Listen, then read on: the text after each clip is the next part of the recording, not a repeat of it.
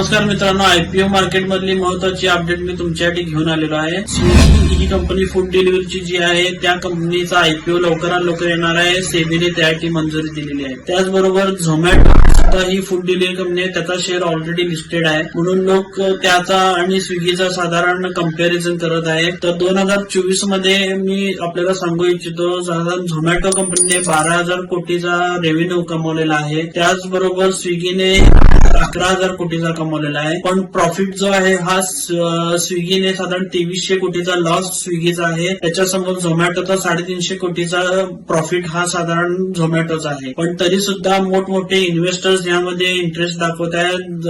साधारण तुमचे क्रिकेटर पासून ते सेलिब्रिटीज, बॉलिवूड सेलिब्रिटीज अमिताभ बच्चन, त्यानंतर माधुरी दीक्षित सारखे सेलिब्रिटीज त्यामध्ये इन्व्हेस्टमेंट करत आहेत. क्रिकेटर म्हणायला गेला तर साधारण झहीर खान, त्यानंतर राहुल द्रविड सारखे मोठमोठे इन्व्हेस्टर्स त्यामध्ये इन्व्हेस्ट करत आहेत. तर आम्ही ह्या स्विगीचा जो शेअर आहे तो ऑलरेडी प्रिसाइज किंवा आम्ही प्री आयपीओ मध्ये घेतलेला आहे.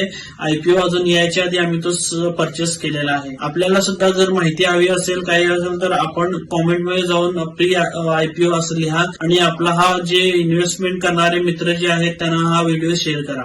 धन्यवाद.